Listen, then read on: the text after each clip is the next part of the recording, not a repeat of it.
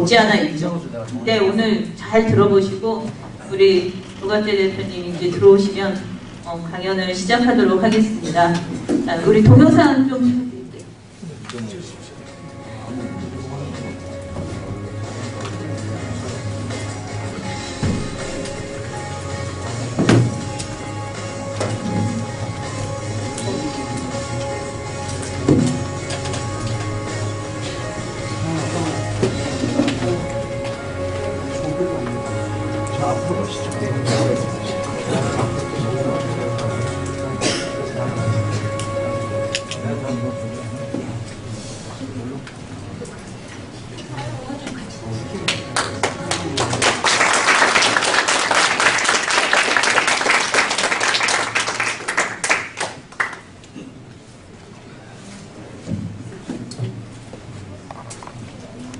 졸릴 시간인데 2시부터는 안 졸리도록 하면은 일단 성공하는데 한번 해봅시다.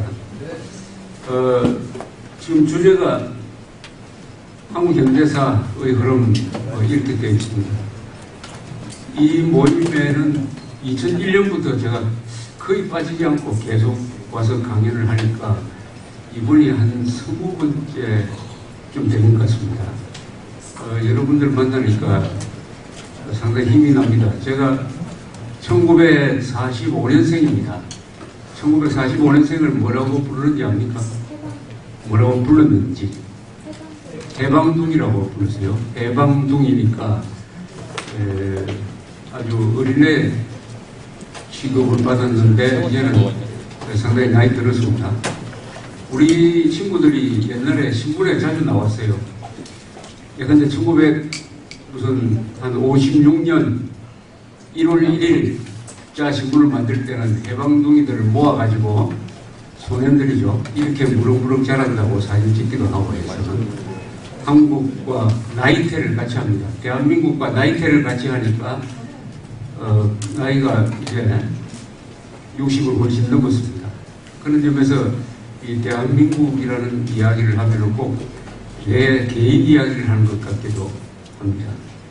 오늘날 대한민국은 꽤 근사한 나라가 되었습니다. 어느 정도 근사한 나라가 되었느냐 하는 것을 저는 이 통계로서 설명하기를 좋아합니다. 제가 기자 생활을 한 40몇 년 하다 보니까 제일 설득력 있는 자료는 통계예요. 수치입니다. 수치. 이 수치 앞에는 누구든지 승복을 해요. 수치로. 그래서 오늘날의 대한민국은 어느 정도 나라인지 내가 수치로 한번 설명을 쭉 한번 해볼까 합니다. 우선 1부터 시작을 하면은 우리 대한민국 국민들의 평균 IQ, 지능지수가 세계에서 1등입니다.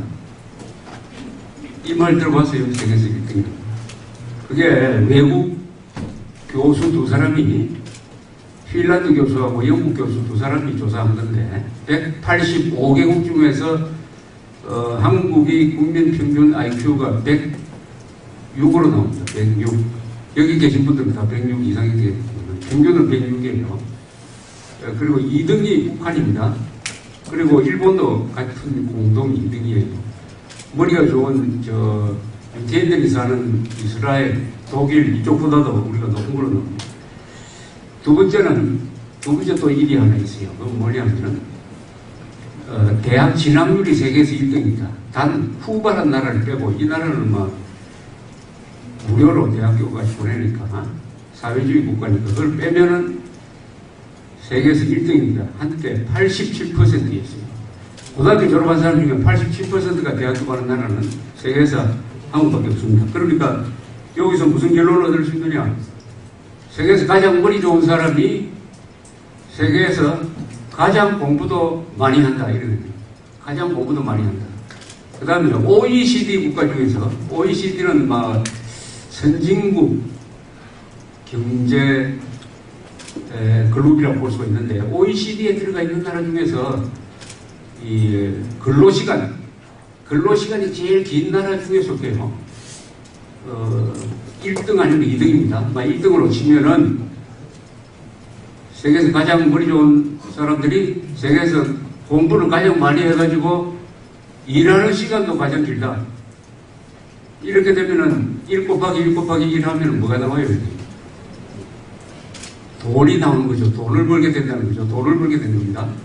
세계에서 가장 머리 좋은 사람이 가장 많이 배워가지고 농땡이를 부리는 것이 아니라 일하는 것도 가장 열심히 일한다고 하면은 자본주의 사회에서는 반드시 부가가치 생산을 많이 하게 돼요.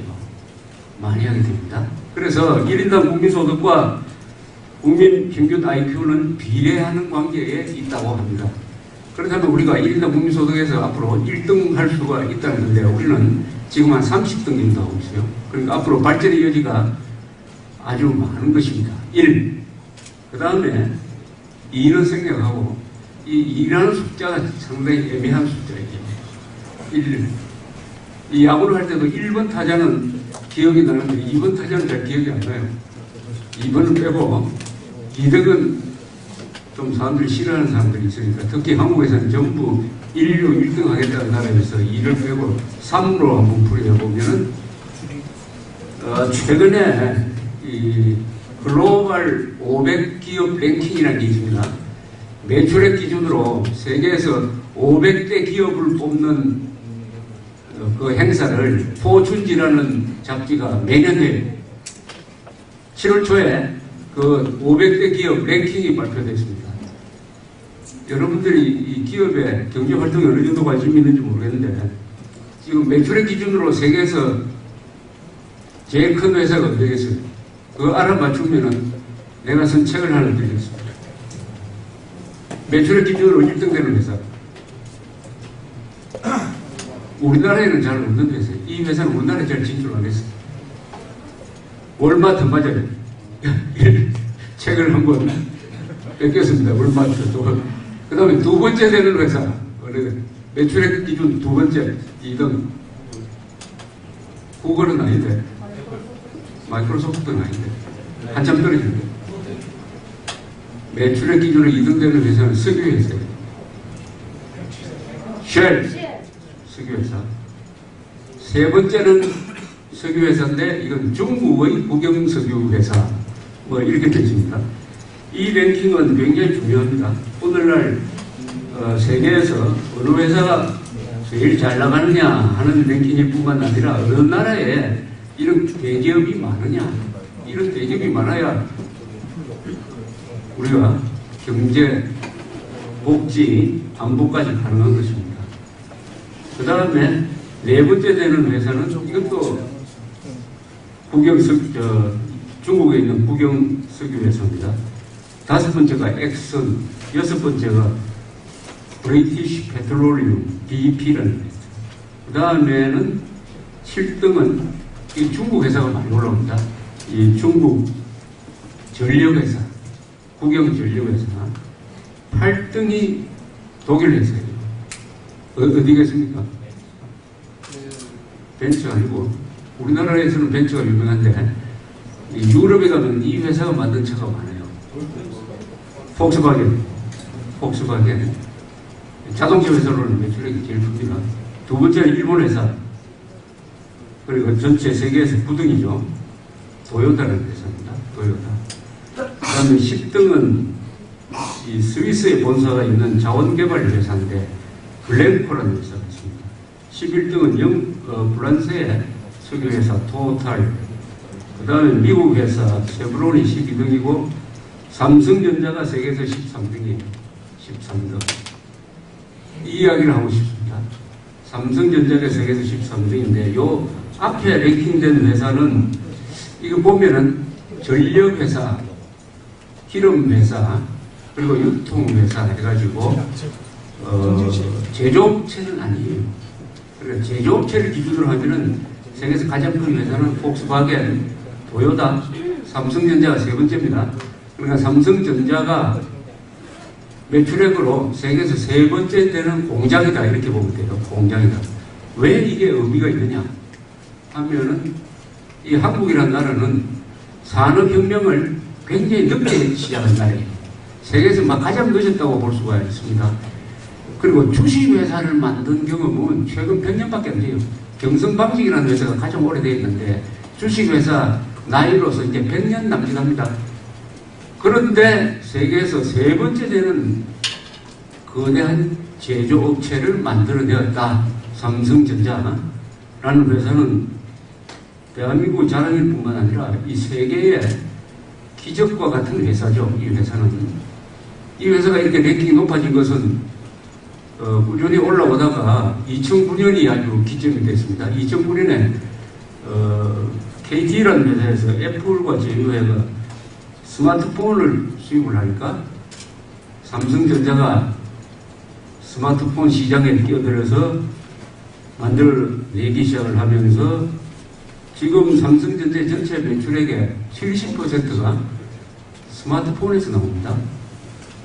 그리고 이익의 한 60%가 스마트폰에서 나옵니다. 세계 이 휴대폰 시장에 40%를 삼성전자가 그 마켓 쉐어를 갖고 있어요. 그런데 2009년에는 노키아라는 회사가, 핀란드의 노키아라는 회사가 세계 휴대폰 시장의 40%를 차지했는데, 그게 삼성전자와의 경쟁이 밀려가지고 지금은 4%로 줄어들었어요.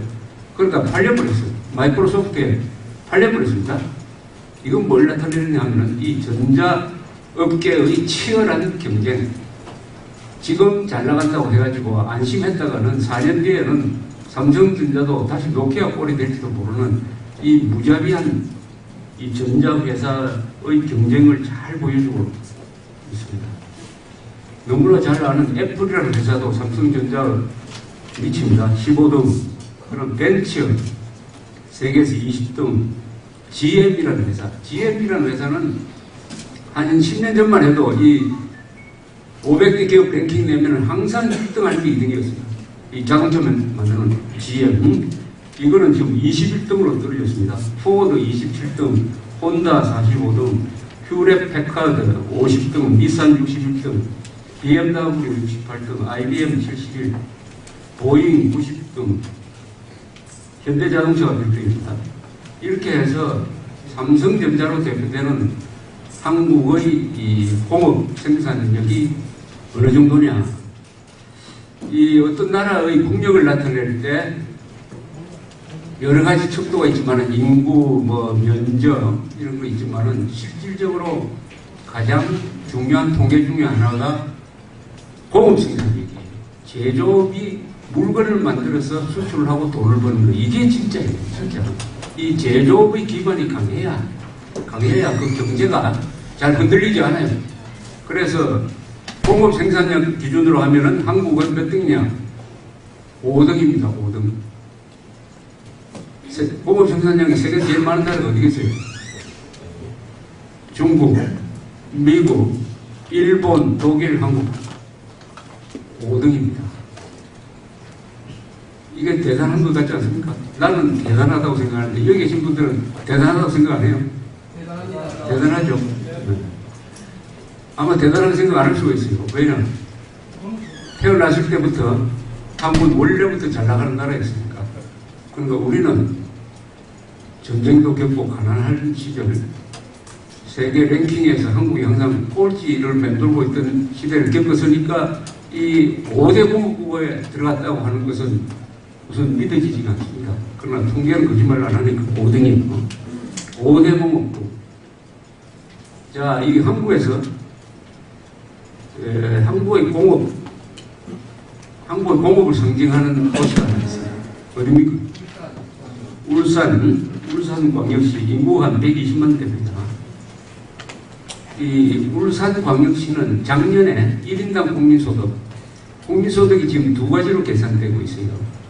하나는 과거처럼 계산하는 방식, 노미널 GDP라고 하죠. 또 하나는 PPP라고 합니다.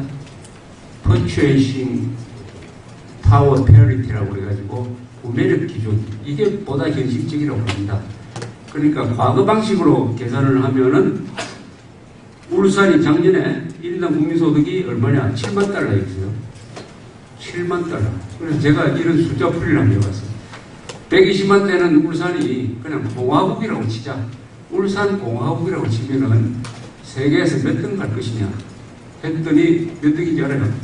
울산공화국으로 치면 세계에서 4등입니다. 1등은 노르웨이, 룩셈부르크, 카타르, 그 다음에 울산공화국. 울산에는 세계에서 단일 공장으로 세계에서 제일 큰 공장이 10개가 있거든요. 10개. 근데 내가 알고 있는 거는 한 4개밖에 없어요. SK가 가지고 있는 정규공장, 과거에 유공이라고 불립니다. 그 다음에 현대자동차 울산공장이 단일 공장으로 세계 제일 크다고 해요.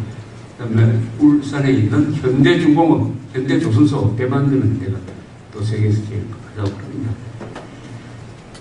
자, 그 다음에 이렇게 해서 한국은 무역액이 수출액은 세계에서 7등, 수입은 세계에서 8등.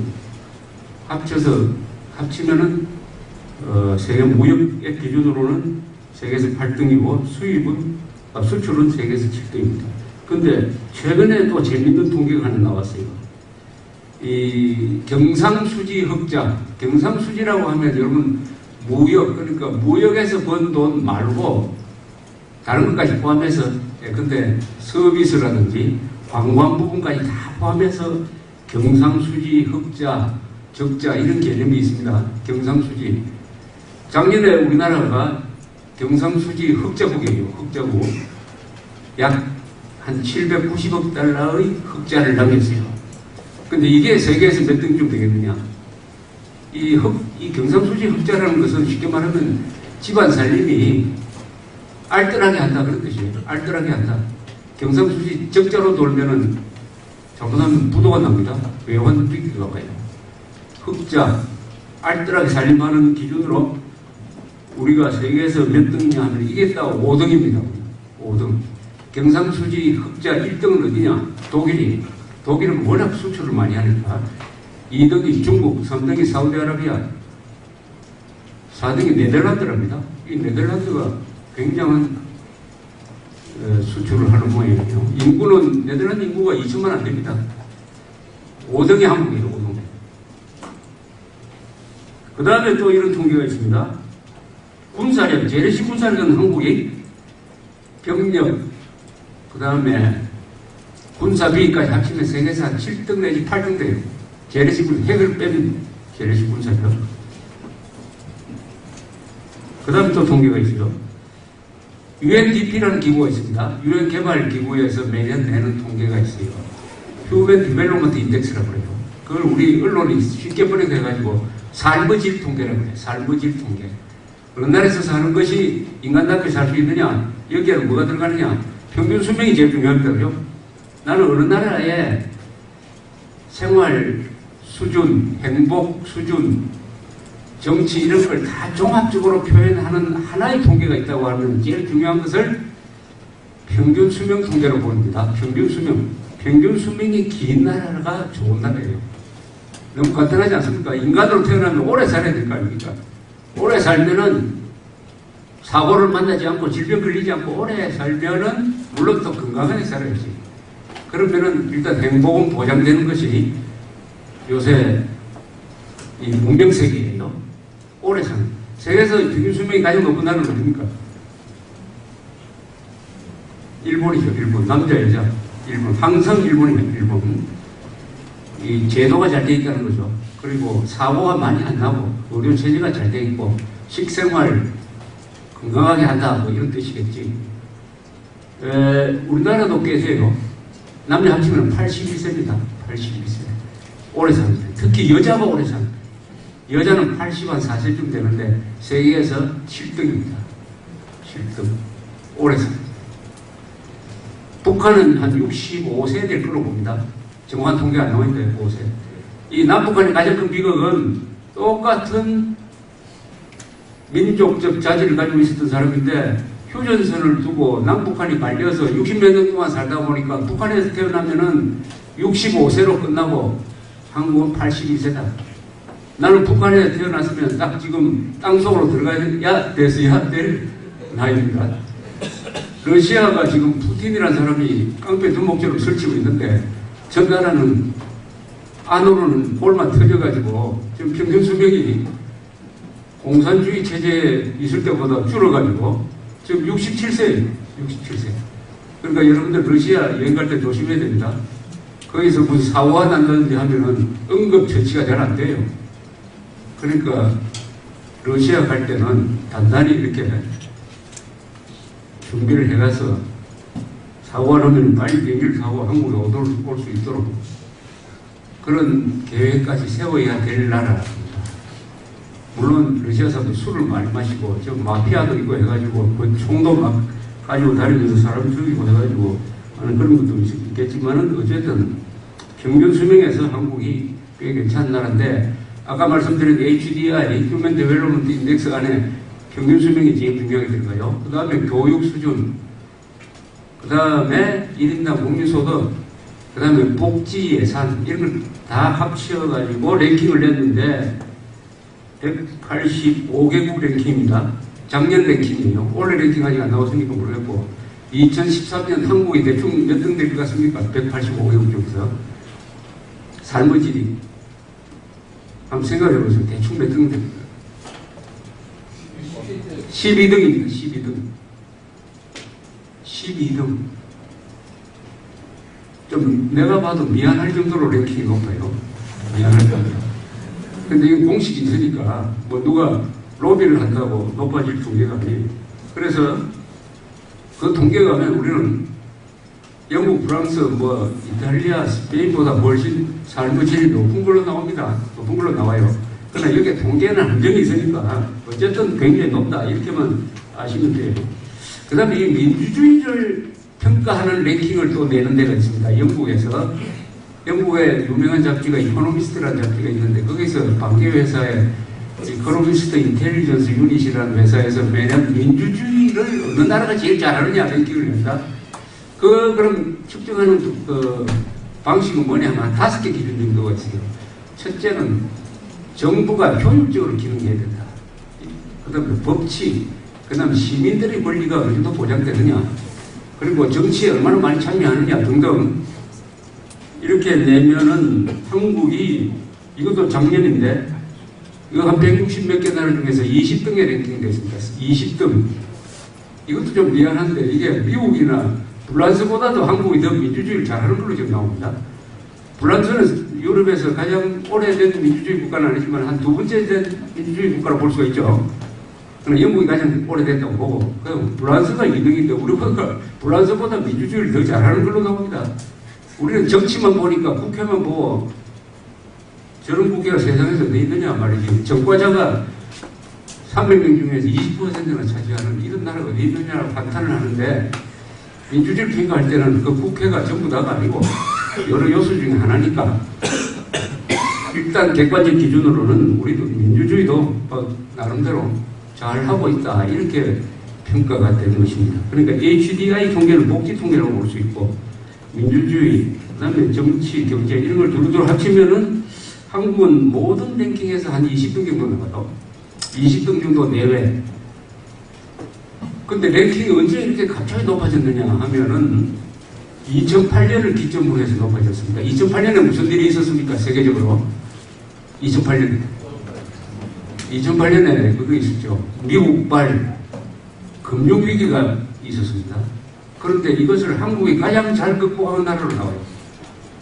이명박 정부, 강만수 그때 기획재정부 장관, 이분들이 열심히 해가지고 가장 극복을 잘 해가지고 우리하고 라이벌 되는 나라들이 몇 나라 있었어요. 랭킹에서. 그 대표적인 나라가 스페인입니다. 스페인이 이 GDP나 총량의 상국 비슷하고 우리보다 인구는 약간 작아요. 저희 한 4,500만 좀 돼요. 우리보다 한 500만 좀 됐습니다. 그런 나라를 멀리 젖히고 한국 랭킹이 많이 올라갔어요. 그러나 이 점을 가지고 이명박 대통령을 높게 평가해 주는 사람이 한국에 없어요. 우리는 이 정치인들에 대한 평가가 너무 짭니다. 너무 짜요. 이런 것은 잘했다고 해줘야 되는데 어쨌든 국제적 통계로는 외환위기는 97년에 있었고 그 외환위기도 우리가 잘 극복한 걸로 나옵니다. 금융위기 2008년 금융위기 잘 극복해가지고 우리가 선두권에 들어갔다. 이렇게 통계를 내면은 일단 눈에 보이는 거 하드웨어 분야에서는 한국은 선진국에 들어갔다. 이렇게 객관적으로 볼 수 있다고 생각을 합니다. 자, 그러면 이게 좋은 면만 이야기한 겁니다.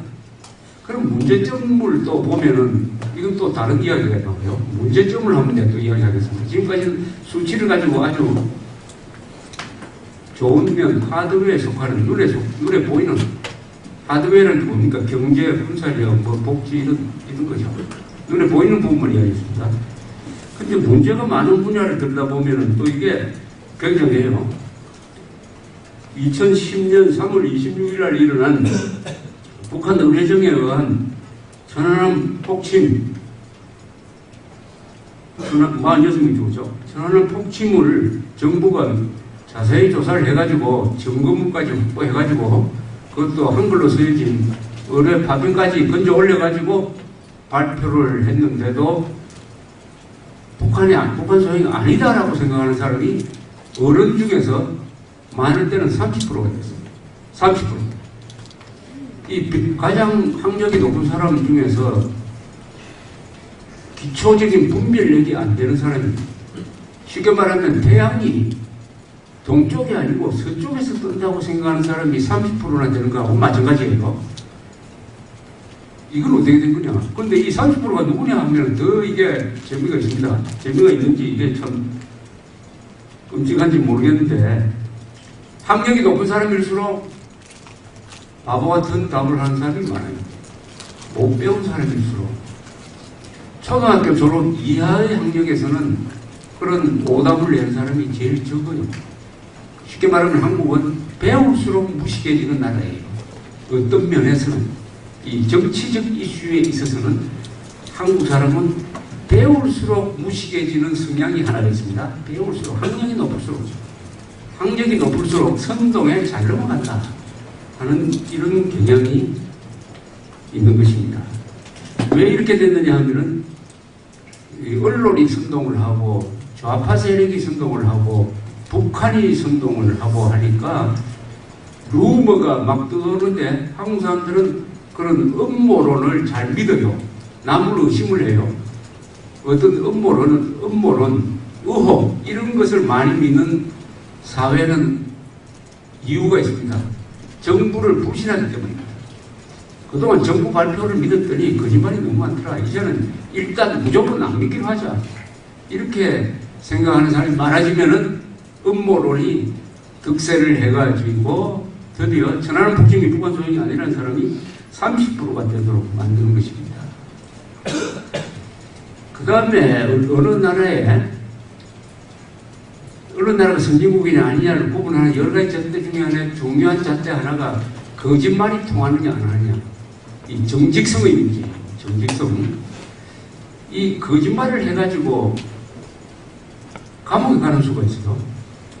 무슨 죄를 저지르면 감옥에 가느냐. 대충 3가지 죄를 저지르면은 거기 감옥으로 갑니다. 첫째는 사기죄죠. 거짓말해가 남의 재산을 이렇게 편취하는 것을 사기죄라고 해요. 두 번째는 위정죄라고 해요. 위정죄는 알죠? 선서를 하고 법원에 가서 선서를 하고 국회에 가서 진실되게 이야기하겠다고 선서를 한 다음에 거짓말을 하면은 위정죄에 걸립니다. 또 하나가 있어요. 무고죄라는 게 있어요. 무고죄라는 거 압니까? 무고. 남을 모함하는 것. 남을 모함해가지고 경찰이나 검찰에 고발을 했는데 조사를 해보니까 그게 완전히 거짓말이었다고 하면은 그 모함한 사람이 무고죄로 처벌을 받습니다. 무고죄, 위정죄, 사기죄. 이게 한국이 너무 많아요. 너무 많아요. 어느 정도 많으냐 하면은 일본한테 비교하면 일본은 비교적 정직한 걸로 꼽혀진 나라인데 뭐 역사적 사건에 대한 이 역사관은 들러도록 하고 일본에 비교하면 대충 한 건별로 수십 배에서 한 수백 배 많아요. 또 위정죄는 미국 같은 데는 엄벌을 합니다. 감옥에 갑니다. 보통. 근데 한국에는 하도 많으니까 막 위정죄 정도는 감옥에도 보내지 않고 처벌이 아주 약합니다. 자, 이걸 보면은 우리가 물질적 부분은 선진국인데 이 정신적 부분에서 정직성의 문제에서 아주 후진국 수준의 통계를 보이고 있습니다. 또 하나는 행복하느냐 안 하느냐 하는 행복도 조사를 합니다. 행복도 조사. 스스로 나는 행복하다 하는 것은 이게 물질적 풍요와 별 관계없어요. 저 부탄이라는 나라가 있습니다. 인도 위에 부탄이라는 나라가 세계에서 행복도가 가장 높은 나라 중에 하나입니다. 부탄. 그러나 1인당 국민소득은 저 세계에서 가장 낮은 나라 중에 하나예요. 그런데 본인이 행복하다고 하는 거예요. 이 행복도 조사에서 한국이 몇 등으로 나오느냐 하면은 한 185개국 중에서 100등쯤입니다. 100등. 객관적 수치는 세계에서 12등이라 해요. 왜냐하면 삶의 질이 세계에서 12등이면은 행복도 12등, 12번째쯤 돼야 되는데 100등으로 나와요. 엘살바도르 같은 나라하고 옛날에 내전을 한 엘살바도르 같은 나라하고 비슷하게 나옵니다. 왜 이렇게 불평불만이 많으냐는 거죠. 객관적 조건은 한국에서 한국인으로 살면은 행복해야 될 조건인데 당신 행복하느냐 물어보면은 불행하다고 생각하는 사람이 많아가지고 저 아프리카 수준의 행복도를 보여주고 있다. 여기서 우리가 뭘 알 수가 있느냐 하면은 한국 안에서는 남이 불행하도록 선동하는 세력이 있다는 겁니다. 선동하는 세력이 있어요. 또 서로 비교를 해가지고 남 잘되는 꼴을 못 보는 사람이 너무 많다는 거예요. 남 잘되는. 그 유명한 속담이 사촌이 논사면 배 아프다. 사촌이 논사면은 내가 불러야 되는 거 아닙니까? 축하를 해줘야지. 기분이 좋아야 되는데. 그런데 가만히 우리가 유심히 보면 이래요. 남 잘되는 꼴 못 보는 사람이 자기 잘되는 꼴을 보여준 적이 없어요. 무슨 말인지 알겠죠? 남이 잘되는 꼴을 못 보는 사람은 자기 잘되는 꼴을 보여준 적이 없다고, 보여줄 수가 없다고. 그런 마음으로는 절대 성공을 하지 못한다는 것인데, 이것은 불평불만 늘 선동하는 데 있어서 한국에서는 양극화라는 하나의 정치적 용어가 만들어졌습니다. 노무현 대통령이 만든 용어예요. 양극화. 잘 사는 사람, 못 사는 사람, 힘 있는 사람, 힘 없는 사람, 서울대학교 다니는 사람, 저 지방에 있는 대학교 다니는 사람, 삼성전자에서 근무하는 사람, 중소기업에서 근무하는 사람, 이렇게 딱 나눠가지고 한국 사회를 양극화로 딱 나눕니다. 한국의 양극화가 큰 문제가 있다. 양극화 때문에 나라 발전이 안 된다. 양극화를 어떻게 해소할 거냐. 양극화 하다가 보니까 이게 사람들 뇌리에 계속 막히면은 이 세상을 항상 평가를 해가지고 봅니다. 그러다가 2012년에 국회의원 선거를 하니까 이런 구호가 나왔어요. 1대 99. 우리는 99의 편에 서서 1%를 뭐 어떻게 하겠습니다. 이게 정치 구호로 나왔습니다. 1대 99. 이런 정치 구호는 그 자체로서 헌법 위반이에요. 헌법 위반입니다. 우리나라는 계급을 인정하지 않습니다. 계급적 특권을 인정하지 않아요. 또 계급이 낮다고 해가지고 탄압하는 것도 인정하지 않습니다. 인종적 탄압도 인정하지 않습니다. 우리나라에는 잘 사는 사람, 못 사는 사람이 있는 것이 아니라 전부 다가 국민이에요. 국민. 이건희도 한 표고 노숙자도 한 표입니다. 1인 1표제를 행사하는 국민으로 통합이 되어 있는데 이걸 1대 99로 나눴다 이거예요. 1대 99. 이게 미국에서 월스트리트 저런 데서 뭐 데모하는 사람이 만들어낸 용어입니다. 1대 99. 그걸 그대로 가지고 왔는데 주로 야당, 좌파 정당에서 1대 99라는 정치 구호를 많이 써먹었습니다. 크게 먹히는 것 같지는 않아요. 1대 99. 이런 어떤 기준이라면 대충 자산이 한 23억 이상 가진 사람은 1에 들어갑니다. 1%에 들어가요. 그런데 가만 보니까 그것을 주장하는 1대 99를 주장하는 그 민주당 국회의원들 중에서도 1%에 해당하는 사람들이 10%가 넘더라니까요. 자기 기만입니다. 그죠? 23억 이상, 연수입 한 1억 이상이면 1%에 들어가는데. 근데 문제는 게 아니라, 재밌는 것은 이 1%가 소득세의 40%를 냅니다. 우리 세금 안 나는 사람이 한 40% 돼요. 소득세의 40%를 내는 사람이 상위 1%입니다. 이런 사람들이 세금을 내기 때문에 40%는 세금을 안 내고도 살 수 있다는 것은 모르고 그 1%를 잡겠다고 하면 어떻게 되죠? 부자를 잡는 나라가 제일 빨리 망가지죠. 돈벌이를 죄악시하면은 사회주의로 가든지 이게 원시 공동체 사회로 가게 되어 있습니다. 자, 이렇게 한국을 이렇게 수치로 풀이를 해보니까 어떻습니까? 우리나라는 눈에 보이는 분야는 선진국 수준인데 눈에 보이지 않는 정신적 부분에서 심각한 문제를 안고 있다 하는 것을 우리가 아주 실감할 수도 있고 우리 일상생활에서 이런 일이 많이 벌어지고 있습니다. 그런데 이런 현상은 한국에만 있는 일이 아니에요.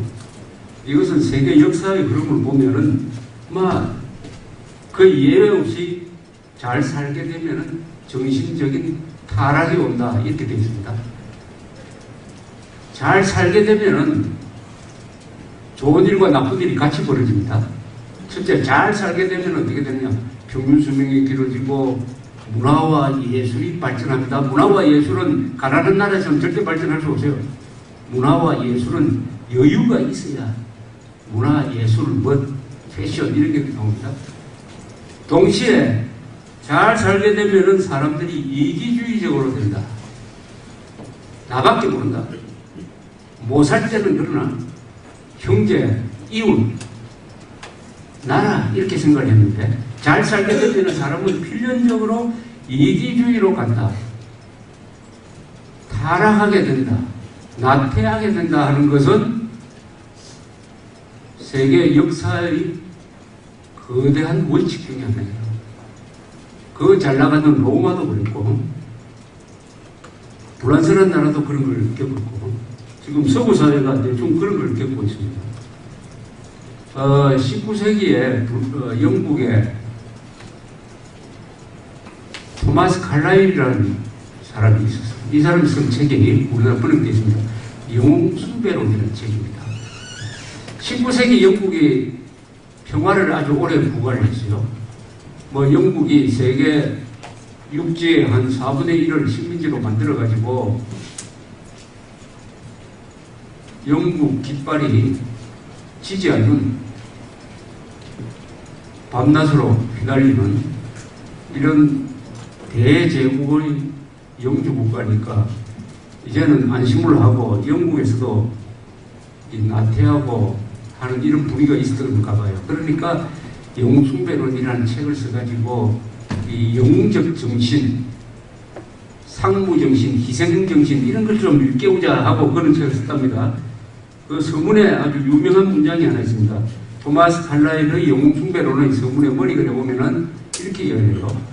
인간이란 것은 역경을 이기는 사람이 100명이라면 풍요를 이기는 사람은 한 사람도 안 된다. 무슨 말인지 알겠습니까? 역경을 닥치면은 사람은 다 그 극복하게 돼 있는 거예요. 가난이 닥치면은 열심히 일해가지고 돈을 벌려고 하고 전쟁이 일어나면은 그것을 극복하기 위해서 아주 몸을 던져서 나를 지키는 육탄 신병사도 나오고 소년병도 나오고 해가지고 역경을 극복하게 돼 있대요. 인간이 원래 그렇게 설계가 돼 있답니다. 그런데 잘 살게 되면은 풍요와 싸워서 이기는 사람은 한 사람도 없다. 잘 살게 되면은 나태해진다. 그런 희생정신을 잃게 된다. 이기주의적으로 된다. 전쟁을 피하려고 한다. 싸우지 않으려고 한다. 반드시 싸워야 되는 상황에서도 그 싸움을 피한다. 이렇게 되면은 전쟁을 부른답니다. 전쟁을 부른다. 그래서 세계 역사의 하나의 사이클이 전쟁이 일어납니다. 전쟁을 극복하면은 평화가 와요. 평화가 오래 가면은 또 여기서 문제가 생겨가지고 또 전쟁이 일어나요. 전쟁 평화, 전쟁 평화. 이것이 계속되었다. 한국에서도 지금 그 사이클이 진행되고 있다고 봅니다. 우리는 6.25를 겪으면서 많은 사람들이 죽기도 했지만 살아남은 사람들은 6.25를 통해서 살아남은 사람들은 굉장히 용감한 사람이 됐어요. 그 다음에 악에 바친 사람이 됐어요. 어떻게 했는지 돈을 벌어가지고 이 치욕을 만회해야 되겠다, 이 가난을 극복해야 되겠다는 사람들이 많아졌습니다. 그리고 무엇보다도 자녀들 교육을 잘 시켜야 되겠다. 자녀들을 희생하는 세대가 됐습니다. 여러분의 부모 세대, 할아버지 세대가 한 역할은 자녀들을 위해서 희생한 세대예요. 부모님들은 중학교밖에 안 나왔고 아마 할아버지는 국민학교밖에 안 나왔지만은 그 손자대, 아들대에 가면 다 대학교를 졸업합니다. 교육을 희생, 교육을 위해서, 아이들을 교육을 시키기 위해서 부모님들이 희생한 그 결과가 성공을 했습니다. 그러나 문제가 생기기 시작했습니다. 아까 정신적인 부분에서 여러 가지 통계가 나타나는 바는 무슨 뜻이냐 하면은, 잘 살게 되면은 사람은 타락한다, 웰빙에 집착한다, 이렇게 되어서 우리가 또 다른 위기를 지금 하나 만들어내고 있습니다. 눈에 안 보이는 부분에서 위기가 하나 만들어내고 있는데, 이 위기 중에서도 뭐 여러 위기가 많지만은 우리의 생존을 위협하는 위기적 요소가 한 3개쯤 됩니다. 3개. 그 중에 가장 중요한 게 뭡니까? 여러분들이 지금 위기라고 생각하는, 국가적 위기라고 생각하는 것 중에 뭐가 가장 무서워요? 우선순위 1로 치면 뭡니까? 양극화, 그 다음에 안보라고 하지 말고 조금 특정하면 정부, 그 다음 위기라고. 지금 마음속에 자기 자신한테 물어보세요. 내가 지금 취직 걱정 이런 건 개인적인 것이고 우리 공동체가 이거 계속될 수 있느냐 없느냐, 이 한국 사회 공동체 이런 차원에서 이건 위험하다고 생각하는 게 뭡니까? 지금 안보, 양극화, 정부, 또 출산율이 낮다. 저경화, 정부. 저한테 물으면 뭐 생각은 다 다를 수 있어요. 나는 북한의 핵 미사일이라고 생각해요. 핵 미사일. 북한의 핵 미사일이 국가 전망이 아니라 여러분들이 죽느냐 사느냐의 문제와 직결되어 있다. 이렇게 느끼지 않습니까? 이렇게 느끼지 않습니까? 자, 얼마 전에, 지난주에 북한이 휴전선 북쪽 20km 되는 데서 미사일 실험을 했어요. 어디로 쐈느냐? 서울로 쏜 건 아니고 동해안으로 쐈습니다. 동해안으로. 그 아마 스커드 미사일 등등 이런 걸 거예요. 그런데 미리 쏘는 것을 우리 국방부에서, 우리 군에서 탐지하지를 못했어요. 쏘고 나서 탐지를 했다 이 말이에요. 미리 미사일을 쏘려면은 미사일을 끄집어 내가 그 연료를 넣고 세우고 하는 이런 작동을 하게 되는데 그때 탐지를 해야 이걸 요격을 할 수가 있습니다. 그걸 못했대요. 못해가지고 동해안에 떨어졌다. 자, 그럼 여기에 이런 가상을 한번 해보자 이래요. 거기에 핵폭탄을 장착해서 어떻게 되느냐. 핵폭탄을 미사일에 실으려면 500kg 정도로, 요 정도로 줄여야 돼요. 무게를 줄여야 됩니다. 북한은 이미 그 무게를 줄이는 기술을 개발해가지고 실전 배치했다고 보는 사람들이 많아졌습니다. 그래서 핵탄두를 미사일에 장착해가지고 동해안을 향해서 쏜 것이 아니라 서울로 쏘았다. 서울로 쏘았다고 하면 어떻게 됩니까? 서울로 쏘았다고 하면은 막을 방법이 있느냐? 현재 막을 방법 하나도 없어요. 미사일 방어 방법 없어요. 그럼 미국이 있느냐? 미국 그런 기술 없어요. 그럼 어떻게 되느냐? 여러분들은 다 돌아가시는 거죠. 5분 만에 서울 상공에 도착합니다. 5분 만에 요격할 방법이 없어요. 미사일 방어망이 우리가 없어요. 미사일 방어망이 있더라 하더라도 완벽한 100% 요격은 안 됩니다. 그러나 살아남는 사람은 좀 많겠죠. 그런데 여러분들이 여기 이렇게 좋은 시설에서 좋은 강사들로부터 아주 교양 있는 강연을 듣고 있는 이런 행복을 누리고 있는 이유는 김정은이가 미치지 않았다는 사실이에요. 김정은이가 오판하지 않았다는 사실. 김정은이가 미치지 않았기 때문에 여러분들이 생존하고 있습니다. 김정은이 오판하지 않았기 때문입니다. 여러분의 목숨은 김정은이한테 달려 있습니다. 오늘 밤에 김정은이가 발작을 해가 미사일 방어망을 미사일 발사 단추를 누른다고 할 때 북한에서 말릴 사람 없어요. 장승택이가 당하는 걸 봤죠. 그런데 누가 안 된다고 하고 있습니까? 그러면은 여러분들의 생존은, 대한민국의 생존은 김정은이한테 달려있는 거예요. 김정은이 손가락에 달려있어요. 그런 점에서 대한민국 국민들은 지금 사망유의를 하고 있다고 봅니다. 사망유의란 게 뭡니까? 내가 죽는지 안 죽는지는 내가 죽어봐야 안다는 겁니다. 내가 죽어봐야 죽는지 안 죽는지 알겠다. 그때까지는 하고 싶은 대로 다 하고 죽을 짓 다 해보고 죽으면 그만이지 뭐 이런 겁니다. 그런데 이런 이야기를 하면은 보통 두 가지 반응이 옵니다.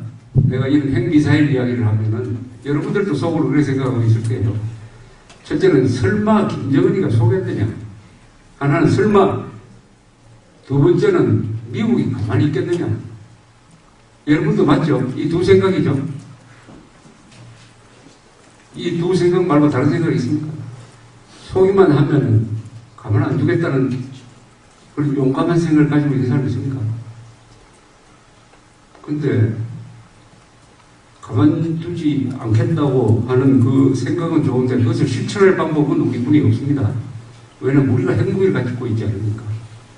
자, 이걸 검토를 해보죠. 설마, 자, 김정은이가 설마 속였느냐? 설마 쏠 가능성이 있어요. 몇 가지 시나리오가 있습니다. 북한이 천안함 폭침 같은 걸 한 번 더 일으킨다고 합니다. 한 번 더 일으키면 우리 군은 약속대로 사격을 해야 돼요. 그래서 잠수함 기지를 그냥 폭격을 해버리든지 해군 사령부를 폭격하든지 이 정도로 해야 돼요. 폭격을 합니다. 그러면은 일단 우리가 가지고 있는 비행기가 우수하니까 성공할 거예요. 북한이 아마 묵살될 거라고. 수십 명, 수백 명이 죽을 거라고. 그 뒤에 북한이 어떻게 나오겠느냐. 핵 카드를 꺼낸다. 핵 미사일 카드를 꺼낸다. 이렇게 선언을 하는 겁니다. 좋다. 그럼 우리도 가만 안 있겠다. 그런데 조건이 있다. 우리를 폭격한 책임자들을 처벌하라. 배상하라. 만약 그러지 않으면은 우리도 핵미사일로 한국의 도시 하나를 때리고 있겠다. 이렇게 나올 수가 있다. 또 그런 경고 없이 쏠 수도 있다. 이런 위험성이 하나 있습니다. 두 번째는 김정은이가 진짜로 오판을 할 가능성이 있습니다.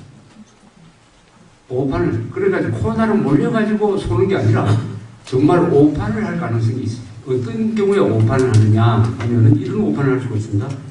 한국은 핵무기를 가지고 있지 않다. 핵미사일 방어망을 갖고 있지 않다. 그 다음에 한미동맹이 참 흔들린다.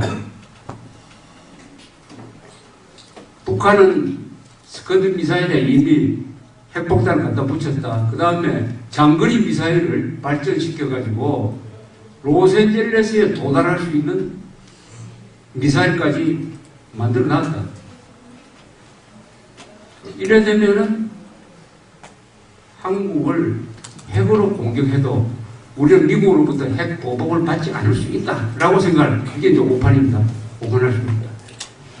그런데 김정은 입장에 보면은 지도를 이제 우리는 거꾸로 봐야 되니까 가끔은 이 지도를 거꾸로 놓고 볼 필요가 있습니다. 우리가 평양을 북쪽으로 보지 말고 내가 김정은이라고 생각하면은 이 지도를 딱 거꾸로 돌려가지고 남쪽으로 내려다보면은 어떤 생각이 들겠어요? 내가 평양에 앉아가지고 남쪽으로 내려다보면은 어떻습니까?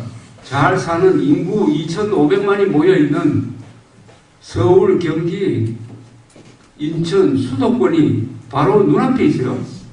눈앞에. 미사일 쏘면 100km, 5분 만에 도달할 거리에 있다. 이거 한 방이면 끝난다. 더구나 핵폭탄 쓰기가 수도권이, 한국 수도권이 제일 좋죠. 워낙 밀집돼 있으니까. 핵폭탄 10개면 끝난다. 시베리아나 저 태평양에 핵폭탄 떨어뜨려봐야 그게 무슨 소용이 있어요. 그러나 수도권이, 그러니까 항상 김정은을 유혹하는 겁니다. 유혹하는 거예요. 더구나 미사일 방어망을 안 만들었기 때문에 내가 쏘면은 100% 떨어진다. 요새 저 가자 지역에서 하마스라는 이 이슬람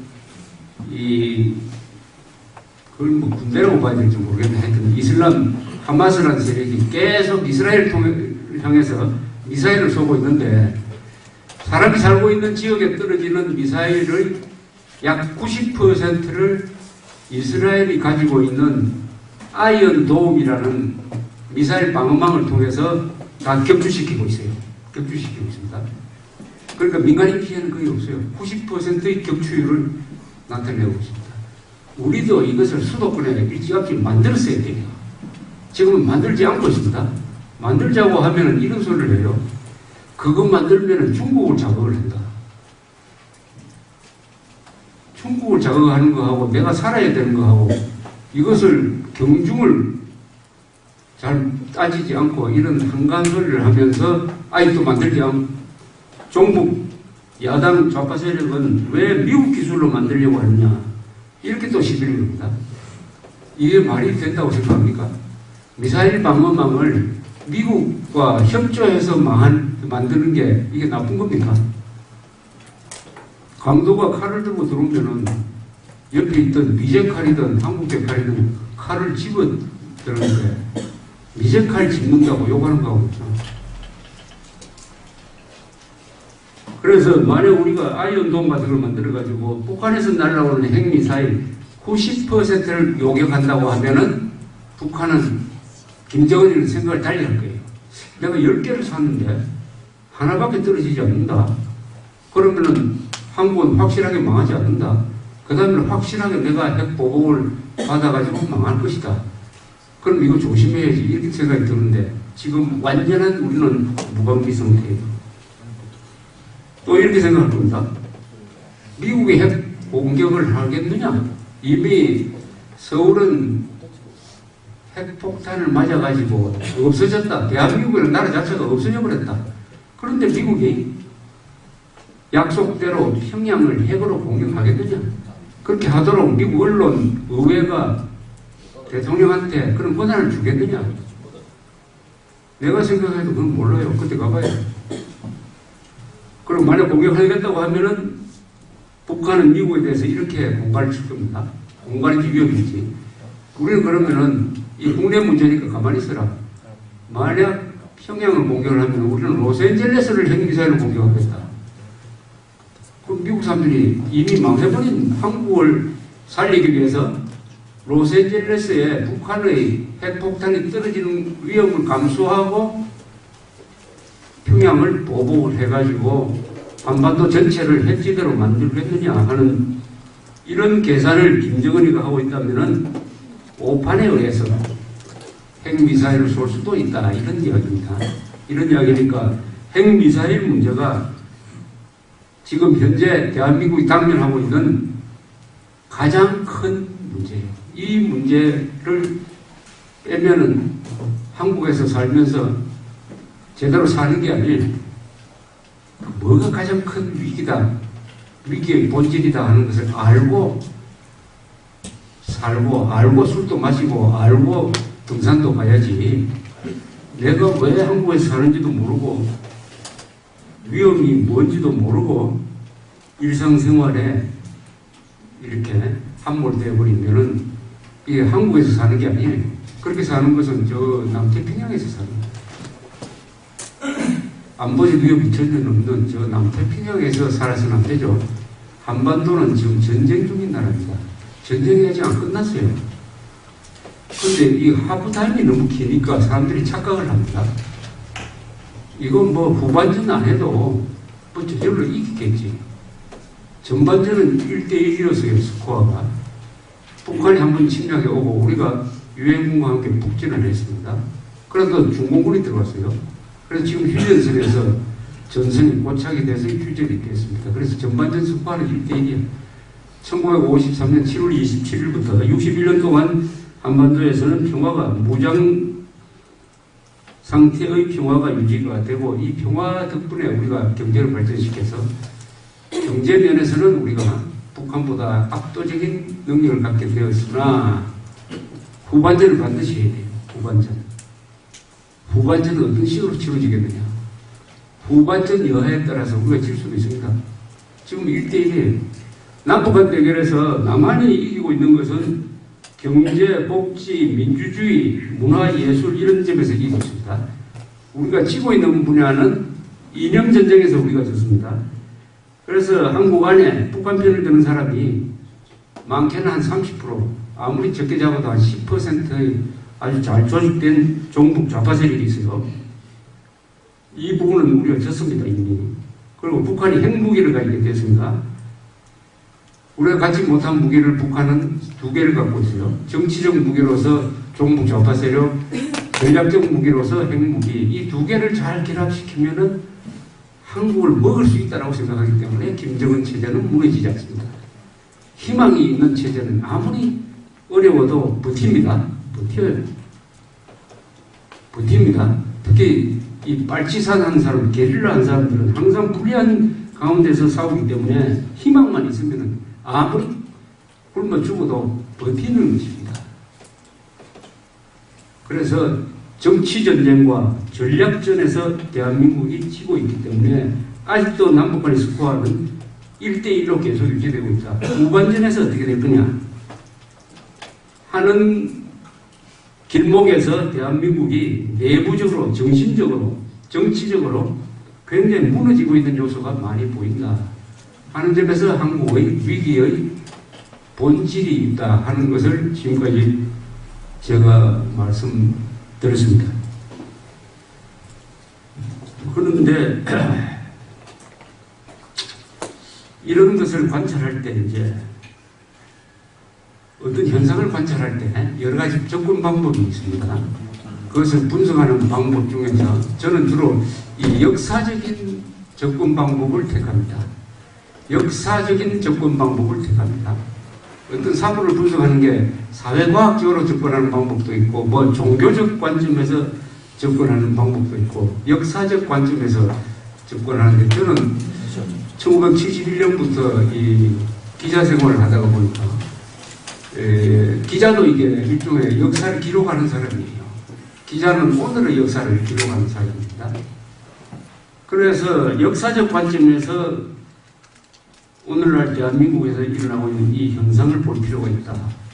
그래서 한국 현대사의 흐름을 우리가 잘 관찰할 필요가 있다. 이렇게 생각합니다. 현대사라고 하면 아마 1945년 8월 15일 이후 한국에서 한반도에서 일어났던 이 현대사의 흐름을 잘 파악을 하면은 오늘을 정확하게 진단하고 미래를 예측할 수 있는 눈이 거기서 생길 것이다. 역사를 우리가 공부하는 이유가 그거죠. 우리가 흔히 인문학이라고 그럽니다. 인문학을 문사치라고 해요. 문학, 역사, 철학, 왜 이게 중요하느냐? 문학은 인간을 탐구하는 것입니다. 인간을. 문학은 나무를 다루지 않습니다. 문학은 동물을 다루지 않습니다. 문학은 인간을 다룹니다. 인간 존재라는 것은 뭐냐? 얼마나 인간 존재가 복잡하냐? 얼마나 거룩한 존재냐? 또 얼마나 악마로 될 수 있느냐? 하는 것을 위대한 문학가들이 인간의 마음 속으로 들어가서 심리 속으로 들어가서 남긴 불멸의 작품들이 우리를 기다리고 있죠. 전쟁과 평화를 통해서 전쟁의 역사에 어떤 영향을 끼치느냐. 도스토옙스키가 쓴 죄와 벌이라든지 악령이라든지 이런 걸 보면은 지식인들이 얼마나 나빠질 수가 있느냐. 조지 오웰이 쓴 동물농장 1984년을 보면은 전체주의가 어떻게 작동하느냐 하는 것을 잘 알 수 있는 이 문학이라는 게 있어요. 그 다음에 철학은 세상 만물의 원리를 알게 하는 겁니다. 철학은 이 세상이 작동하는 원리, 그게 인간이든 자연이든 원리를, 사물의 원리, 사물의 본질을 보게 하는 것이 철학입니다. 철학은. 역사는 민족과 국가가 걸어온 발자취죠. 그런 발자취.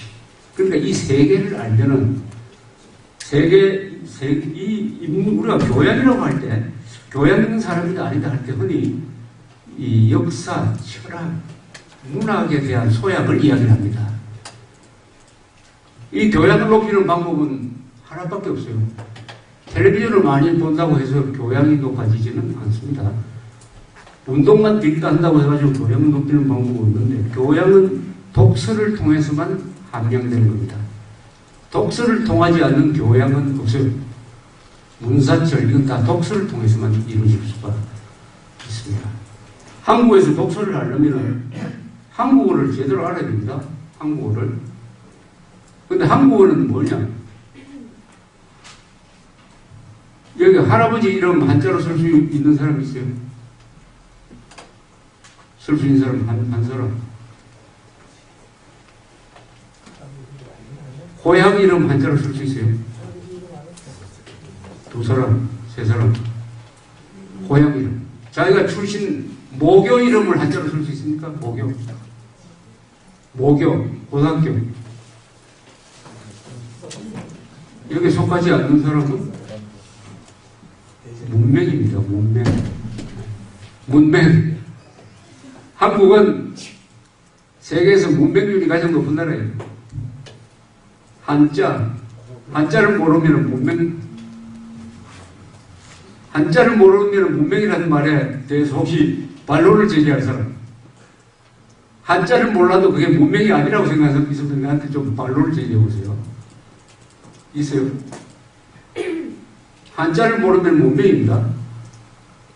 왜냐하면 족보를 읽을 수가 없어요. 족보, 고적을 읽을 수가 없습니다. 한자를 모르면 어떻게 되죠? 내가 완전히 왕조실록처럼 한문책을 읽으라는 게 아니에요. 최소한 독립신문은 읽을 수 있어야 돼요. 독립신문. 1970년대 나온 신문. 요새 대학교에 가보면 이런 이야기를 들었는데 내가 확인 안 했습니다. 1970년대 이전에 한자와 한글이 같이 쓰여진 책은 이건 외국 책하고 같이 진전한다는 이야기를 들었어요. 맞습니까? 보는 사람이 별로 없어가지고. 이 한국어는 무슨 한국어가 구성이 어떻게 되느냐 하는 것을 여러분 정확히 알아야 됩니다. 한국어는 70%의 한자어와 30%의 고유어로 되어 있습니다. 고유어. 바람, 눈, 한다, 파랗다, 노랗다, 나쁘다 이런 것은 한글로 써야 돼요. 이건 한자로 쓸 수가 없습니다. 그 다음에 개념어, 주로 개념. 오늘 제가 말한 상당수의 단어는 다 한자로 쓰는 게 가장 정확한 표현이에요. 뭐 가수분해, 상원, 고온, 원자폭탄, 뭐 수출, 입국, 민주주의, 자본주의, 대한민국 이런 건 한자로 써야 의미가 정확하게 된다는 겁니다. 그래서 70%의 한자는 한자로 쓰고 30%는 한글로 써가지고 한글 혼용을 해야 한국어가 제대로 기능할 수가 있는데 70년대 초반부터 이 박정희 대통령이 중대한 착오를 해가지고 한글 전용 정책으로 감으로써 점점 한국에서 한자가 사라지기 시작해가지고 지금은 거의 사라져버렸다. 교과서에서 사라지고 신문에서 사라지고 텔레비전 자막에서 사라짐으로써 한글 전용의 문자 생활을 한다. 그렇게 되면 어떻게 되느냐? 70%의 한자어를 한글로 쓰면 그것은 암호가 됩니다. 암호. 여러분 간판에서 우미가라는 음식점이 있어요. 우미가 한글로 써놨어요. 그게 무슨 뜻일까요? 모르죠. 근데 하여튼 의미는 전달 안 되죠. 그럼 이건 언어가 아닙니다. 모든 언어는 의미가 전달돼야 언어예요. 의미가 전달 안 되는 건 뭡니까? 그냥 소리지, 소리. 소리 아니면 암호입니다. 그죠? 암호. 아성반점이라고 한글로 써놨어요. 뭘까요? 모릅니다. 모르면 그게 언어가 아니에요. 그래서 한국어의 상당 부분은 지금 소리 아니면 암호로 바뀌어버렸어요. 소리와 암호를 이걸 계속 읽다가 보면 머리가 나빠집니다. 그리고 정확한 정보가 파악이 안 돼요. 상온이 뭔지 정확히 압니까? 상온. 상온이 뭡니까? 동상적인 온도지. 그러니까 이게 상온이에요. 이게 상온인데 고등학교에 가서 물어보면 상온이 뭐냐고 물으면 반 이상이 고온이라고 대답을 한다고 해요. 윗상자를 이게 높을보자로 생각해요. 고온이다. 자, 그러면은 무슨 음식물을 만들어서 이것은 상온에 보관하시오라고 했는데 그 학생이 고온에 보관하면은 그건 어떻게 됩니까? 상하고 그걸 먹으면 어떻게 됩니까? 죽죠. 어느 생활이 잘못되면은 사고가 납니다. 실제로 산업 현장에서 이런 일이 많이 벌어지고 있다고 그러니까 우리나라 이 아까 정신적인 부분에 여러 가지 문제를 이야기를 했는데 이것을 바로잡는 가장 중요한 게 어느 생활이 정상화하고 그것은 한자를 다시 우리가 우리 한국어로 다시 끌어들여야 된다. 우리 역사적으로 보면 어느 생활이 이렇게 됐습니다. 세종대왕이 등장하기 전까지는 한자만 썼어요. 그러다 보니까 이게 우리 말하고 맞지 않았습니다. 우리 말은 이렇게 지금 말하는 대로 이런데 이걸 한자로 표기하니까 뜻만 전달하게 돼 있다. 그래서 세종대왕이 한글을 만들었습니다. 그래서 한글과 한자를 같이 쓰라고 한글을 만든 거지 세종대왕이 한글 전용하라고 한글을 쓴 거 아닙니다. 세종대왕이 지금 저승에서 내려다보면 땅을 치고 있을 겁니다. 이 한글 만든 목적이 왜곡이 돼가지고 그래서 우리나라를 바로잡는 데 있어서 제일 중요한 것은 뭐 종북 좌파 척결도 중요하겠지만은 한국어를 정상화하는 것, 즉 한글 전용을 끝장내고 한자 한글을 같이 쓰고 여러분아 한자는 세계에서 가장 배우기 쉬운 언어입니다. 1800자만 알면은 자동적으로 수십만 개의 단어를 저절로 알게 되어 있는 인터넷 시대에도 영어와 한자는 끝까지 간다는 거 아닙니까? 또 가장 최소한의 면적을 통해서 가장 많은 정보를 알려주는 것이 한자인 것입니다. 그래서 여러분들은 앞으로 한자를 반드시 배워야 됩니다. 한자 안 배우면 출세 못합니다. 간단하게 이야기하면. 인간은 어휘력만큼만 발전한다는 원칙이 또 하나 있어요. 인간은 어휘력만큼만 발달할 수 있답니다. 어린애가 어른이 되는 과정은 어휘력이 많아지는 과정입니다. 5살, 6살, 7살 그 크는 과정을 관찰하면은 단어 수가 많아지면서 나이도 많아지고 철도 들고 사람이 교양도 갖추고 취직도 하고 이렇게 되니까 어휘력을 불리려면은 한자 모르면은 안 된다. 어휘력. 지금 이런 식으로 가면은 한국 사람들 어휘력이 저 아프리카 수준으로 갈 것이다. 그러면 생활도 아프리카 수준으로 간다. 어휘력을 늘려야 된다. 이겁니다. 어휘력을 늘리기 위해서는 한자 도움 없이는 절대로 불가능하니까 여기 오늘 이 좋은 행사에 오신 김에 하는 다짐을 하세요. 반드시 한자 공부를 해야 되겠다. 한자 공부하려면 작심하면 6개월이면 끝납니다. 6개월. 옛날 서당에서 천자문 6개월이면 그때 배운 6개월 지식까지 뭐 평생을 갔어요. 평생을. 여러분들한테는 불리한 게 하나 있습니다. 이 한자를 배워도 써먹을 데가 없다. 눈에 한자가 들어오지 않는다. 간판에도 없고 신문에도 나오지 않는다. 그것을 극복하려면 어떻게 하면 되느냐. 조갑제닷컴에 들어오면 돼요. 거기는 한자를 혼용을 하고 있습니다. 한자. 잡지로는 월간조선이라는 잡지를 보면 아직도 한자 한글을 혼용을 하고 있어요.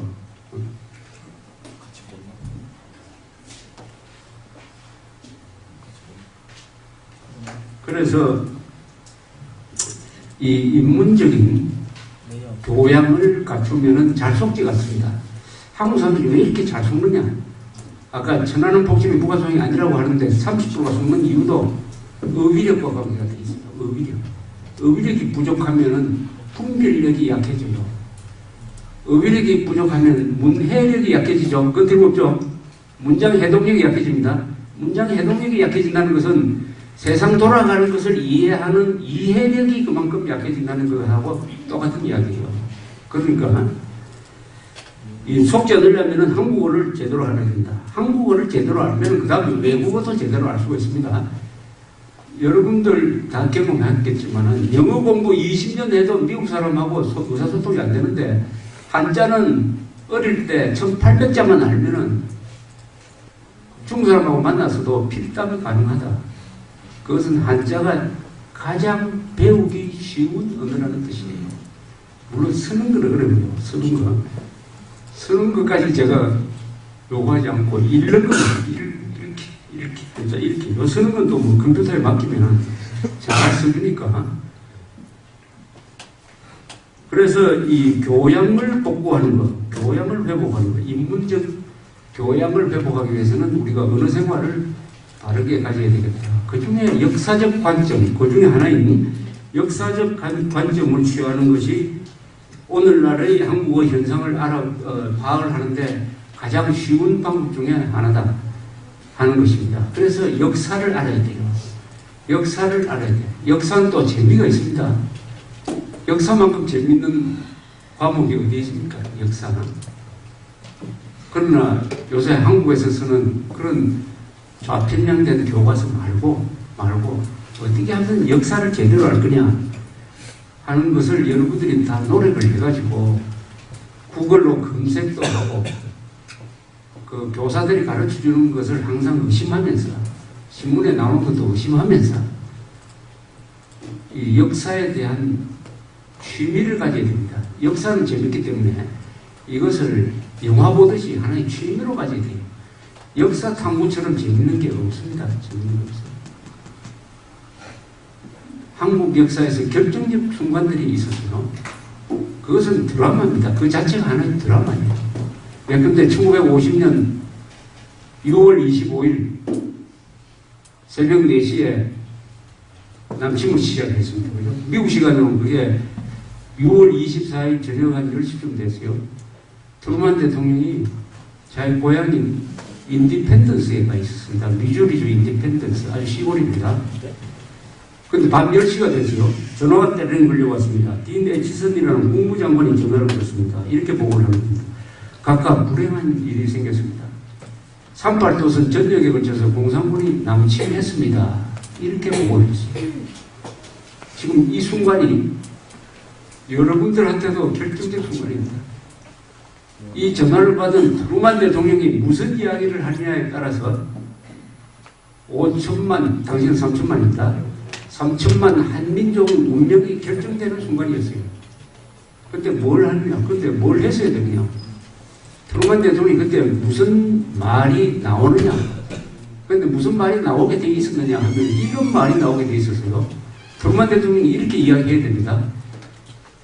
그 참 불행한 일인데 이미 우리 군부는 한국은 지킬 수도 없고 지킬 가치도 없다고 판단을 해가지고 1년 전에 주한미군 5만 명을 다 철수시키지 않았느냐. 그러니까 우리가 신중하게 결정을 합시다. 신중하게 결정을 합시다.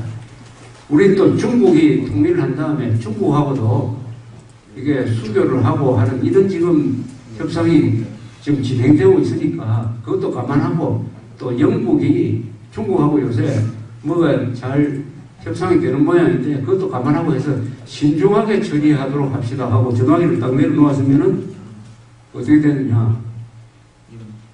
나는 김정은 치하에서 살고 있다가 65세로 끝났고 여러분들은 지금 김정은 찬양가 부르면서 키는 말이죠. 남자 평균 키는 160cm. 그런 삶을 살고 있을 거예요. 그런데 트루먼이 그렇게 이야기하지 않았습니다. 이 사람은 화를 발칵 냈어요. 그 사람이 나중에 자기 입으로 회고한 바에 가면은 영어로 이렇게 이야기했던 겁니다. We have got to stop the sons of bitches no matter what. 무슨 수를 쓰더라도 그 개새끼들을 막아야 합니다. 이렇게 했습니다. 그 개새끼라고 했습니다. Son of bitch. Sons of bitches. 복수. 그 개새끼들을 막아야 합니다. 이 사람이 화를 냈어요. 여러분들은 트루만 대통령이 화를 냈기 때문에 여기 지금 이런 자리에 있는 겁니다. 그때 만약 트루만 대통령이 화를 안 내고 점잖게 이야기했으면 어떻게 될까요? 점잖게. 사람이 점잖게 이야기하는 게 좋은 게 아닙니다. 화를 낼 때는 사람이든 나라든 화를 내야 돼요. 악과 적을 상대로는 화를 내야지 그걸 피해 다니다가는 망하는 수가 있습니다. 트루만 대통령의 위대한 분노죠. 위대한 욕설이지. 그래서 파병을 결심해가지고 어떻게 됐습니까?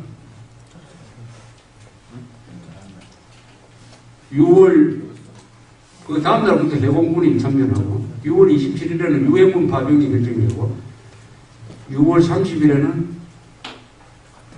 육군을 보내는 결정을 합니다. 그리고 7월 5일에 6.25가 난 열흘 뒤에 미군 선발대가 24사단, 일본에 있던 24사단의 선발대가 스미스 부대라는 이 선발대대가 중미령이라는 데서, 오산 근방의 중미령이라는 데서 처음으로 북한군과 교전을 해요. 굉장히 빨리 왔어요. 빨리. 늦게 왔으면 이미 부산까지 내려가고 끝났어요. 빨리 전선에 개입을 했습니다. 그래서 계속 미군이 밀리죠. 낙동까지 밀립니다. 밀리는 거죠. 오늘이 7월 20, 오늘이 23일입니까? 1950년 7월 20일, 20일, 이때는 무슨 일이 있었냐. 대전이 한번 있어요. 대전을 지키던 미국 24사단장 디인 소장이 포로가 됐습니다. 이 사람이 숨어 다니다가 요새 유병헌이라는 사람 도망 다니듯이 숨어 다니다가 한국 사람들이 신고를 해가지고 북한군한테 신고를 해가지고 신고한 걸로 해가지고 두 사람이 $5를 받았어요. $5 받고 미군 24사단장을 넘겨버렸습니다. 이 사람이 포로 생활 한 2년 하다가 3년 하다가 또 바삭만 거. 트루만 대통령의 파병 결심에 의해서 미군이 연인원으로 180만 명이 한국에 왔습니다. 그 중에 5만 4천 명이 전사를 했어요. 10만 명이 부상을 했습니다. 15만 명이 죽고 다쳤어요. 약 10%예요. 하버드 졸업생 한 19명이 여기서 죽었습니다. 벤프리트 8군 사령관의 아들도 여기서 죽었어요. 낙동강 전선을 지켜낸 워커 중장은 자기 아들한테 군장 갖다 주러 가다가 한국군 추락에 받쳐가지고 저 도봉구에서 죽었습니다. 그 워커 장군의 이름을 딴 워커힐이라는 호텔을 알죠? 워커힐이라는 여기 광진구에 있는 호텔은 그렇게 해서 만들어진 호텔이에요. 워커힐 호텔. 워커 장군. 이런 사람들이 희생 덕분에 대한민국이 지금 살아있는 겁니다. 대한민국이라는 나라는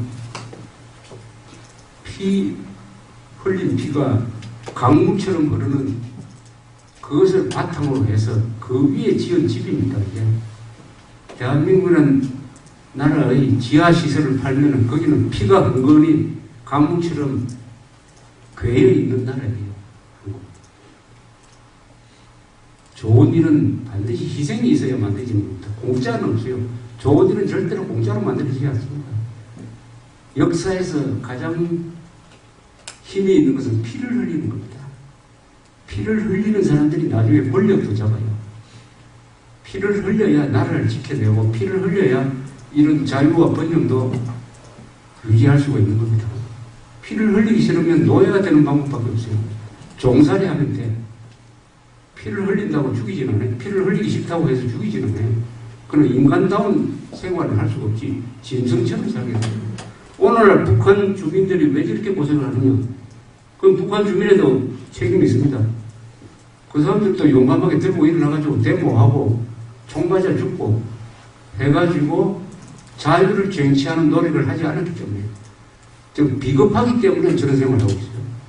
우리가 북한 통일로 가기 위해서는 비겁한 생활을 하는 종살이를 하는 북한 사람들한테 용기와 희망을 불어넣어 줘가지고 그 사람들도 남한 사람처럼 민주주의를 외치면서 자유를 외치면서 들고 일어나고 총도 잡고 독재자를 죽이고 하는 피를 흘리는 투쟁을 해야 하도록 우리가 바깥에서 지원도 하고 좋은 방법이 있으면 가르쳐주고 하는 것이 우리가 통일로 나아가는 길입니다. 그것이 통일하는 방법이에요. 통일하는 방법입니다. 그래서 미국의 결정적 도움에 의해서 우리가 살아났습니다. 그런데 이 역사라는 것은 절대로 의도된 방향으로 가지 않습니다. 김일성이가 남침을 할 때는 미국은 참전 안 할 것이라는 계산으로 남침을 했는데 그게 그날짜로 완전히 계산이 어긋나 버렸어요. 계산이 어긋나는 것은 그 하나뿐이 아니었습니다. 6.25가 없었으면 나는 대한민국은 10년 안에 월남식으로 적화됐다고 보는 사람이에요. 자, 6.25가 없었다면 해가지고 무슨 일이 일어나는지 한번 6.25가 없었다면 한미동맹도 없었을 것이다. 그러면 한국을 지킬 수 있느냐? 6.25가 없었다면 박정희 대통령은 없다. 6.25가 났을 때 박정희라는 사람은 민간인이었어요. 이 사람이 한때 좌익운동을 하다가 감옥에 가서 처형될 뻔하다가 많은 사람들이 도와줘서 겨우 군복만 빚고 문관으로 근무하고 있었던 사람이었습니다. 그러다가 전쟁이 일어나니까 곧 복귀를 해서 소련으로 복직을 했습니다. 그 10년 뒤에 정권을 잡았어요. 그러니까 박정희를 대통령으로 시킨 사람, 만들어준 사람이 김일성입니다. 김일성의 남침이 없었으면 박정희 대통령이 없어요. 김일성의 남침이 없었으면 아마 박정희라는 사람은 맨날 술만 퍼마시면서 불평불만만 하는 그렇게 해가지고 평생을 살게 됐을 거예요. 그러나 남침이 6.25 남침이 없었으면 국군이 이렇게 거대해질 수가 없었어요. 6.25 남침이 없었으면 삼성, 현대 같은 대기업이 만들어지지 않습니다. 6.25가 없었으면 대만은 그해 중국 안에 들어가 버렸어요. 6.25가 없었으면 일본의 경제 부흥도 일어나지 않았을 거예요. 6.25가 없었으면 나토라는 조직이 군사 동맹체로 강해지지 않았을 것이고 6.25가 없었으면 미국도 소련과 싸우는데 군비 증강을 제대로 하지 못했을 겁니다. 이런 여러 문제를 6.25가 다 해결해 버렸어요. 그래서 6.25 김일성이 때문에 한미동맹도 생기고 거대한 군대도 등장하고 그것을 바탕으로 박정희라는 사람이 집권하고 대기업도 만들어지고 일본도 경제부흥하고 대만도 살아나고 독일의 재무장이 이루어지고 나토는 군사동맹체제로 가고 미국은 4년 사이에 군사비를 4배로 해가지고 본격적으로 소련과 대결하는 구도로 가서 그 40년 뒤에 소련 동권 공산체제가 무너집니다. 그런데 북한만이 무너지는 와중에서 핵 개발을 해가지고 지금 연명하고 있다 하는 역사적 설명을 한 결정적인 순간을 가지고 이야기를 할 수가 있습니다. 그래서 역사적 관점을 취하면은 한국에서 일어나고 있는 현상이 좀 입체적으로 보이죠. 그리고 맥락을 가지고 단편적으로 보이지 않고 이게 이런 과정을 통해서 이렇게 되구나 이렇게 이해를 하게 되니까 여러분들이 한국 현대사를 재미있게 탐구할 이유가 있는 것이죠. 한국 현대사처럼 재미있는 역사가 없습니다. 훌륭한 인물이 이 단기간에 이렇게 많이 나온 나라가 없어요. 그리고 나쁜 사람도 많이 나왔지. 김일성, 김정일, 김정은은 히틀러, 스탈린보다 더 나쁜 놈들이고 이승만은 링컨보다 더 위대한 정치인이고 박정희, 한국 역사상 가장 국력을 잘 조직하는 위대한 CEO이고 이병철, 정주영 같은 사람은 당대에 세계적 대기업을 만든 위대한 기업이고, 그래서 우리는, 여러분은 지금 우리 민족사에서 전성기를 살고 있습니다. 민족사의 전성기가 있어요. 민족사의 전성기가 전 두 분으로 봅니다. 하나는 신라가 삼국통일을 하던 그 전후 한 200년이 우리 민족사의 전성기였습니다. 통일신라가 우리 민족사에서 처음으로 인류국가를 한번 만든 날입니다. 인류국가를. 두 번째, 이번에 해방된 이후에 60몇 년 동안 대한민국의 위대한 성취, 그리고 무자비한 희생, 악마도 있고 천사도 있고 감동적인 드라마가 이루어지는, 영어로 말하면 우리 68년의 한국 역대에서는 가장 위대한 이야기, The Greatest Story Ever Told라고 했어요. 가장 위대한 이야기. 이건 뭐 예수 이야기를 영화로 만든 영화 제목입니다만, The Greatest Story Ever Told. 1920년대생, 30년대생은 우리 민족사에서 가장 위대한 세대입니다. 여러분들의 할아버지쯤 되겠네요. 가장 위대한 세대, The Greatest Generation. 그런 사람들하고 여러분들이 같이 이 땅에 살고 있다는 것은 큰 행복이고, 더구나 민족사에서 가장 위대한 일을 앞두고 있습니다. 위대한 일을 여러분들이 과업으로 가지고 있어요. 목표가 있습니다. 이미 발전이 끝난 나라는 희망이 없어요. 사실은 즐기는 것밖에 없습니다. 여러분들한테는 큰 도전이 있습니다. 도전. 통일이라는 도전이지. 김정은 정권을 소멸시키고 북한 동포 2,300만 명을 해방시키는 이 자유통일이라는 목표를 여러분들이 갖고 있습니다. 자유통일이라는 목표. 이 자유통일이라는 목표는 그 해도 되고 안 해도 되는 게 아니고, 통일을 안 하면은 우리가 북한의 핵미사일 공격을 받아가 죽게 생겼으니까 우리가 살기 위해서 통일해야 됩니다. 통일은 해도 되고 안 해도 되는 선택의 문제가 아니고, 통일을 안 하면 우리는 북한의 핵미사일과 남한에 있는 종북 좌파 세력의 협공에 걸려가지고 대한민국이 생존할 수가 없어요. 더 이상 번영할 수가 없습니다. 반드시 통일을 해야 이 문제를 해결할 수가 있어요. 통일은 대한민국의 탈출구입니다. 이거 탈출구. 통일을 하지 않으면은 우리는 내부 분열로 계속 시달리게 되고, 언젠간 주도권이 북한으로 넘어갈 가능성도 있으니까 살기 위해서 해야 됩니다. 신라가 삼국통일을 한 것도 그 무슨 여유가 있어서 한 게 아니고, 의자왕이 백제에서 집권한 이후에 강성해져가지고 계속 신라를 협공하고 고구려도 합세하고 일본에 있는 외도 해가지고 포위를 당하니까 신라가 살기 위해서 당나라하고 손을 잡고 나당 동맹을 만들어가지고 백제를 멸망시키고 고구려까지 멸망시킨 다음에 당나라가 신라까지 먹으려고 하니까 그 당나라하고 결전을 해가지고 7년간에 걸친 결전을 해가지고 당 세력을 한반도에서 몰아낸 서기 676년 비로소 민족 통일국가를 만들어내었습니다. 이런 식으로 학교에서 가르칩니까? 국사교육에서 이렇게 가르칩니까? 네, 그렇다. 그래서 두 번째로 민족 통일국가를 지금 우리가 만들어야 돼요. 그 가는 방향에서 참고를 해야 될 나라가 두 나라가 있어요.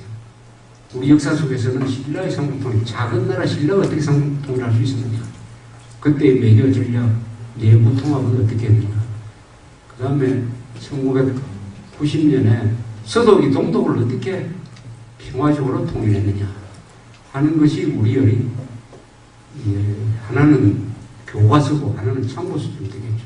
신라의 삼국통일은 우리의 교과서고 서독의 통일은 우리의 참고서가 될 텐데, 그런 것도 잘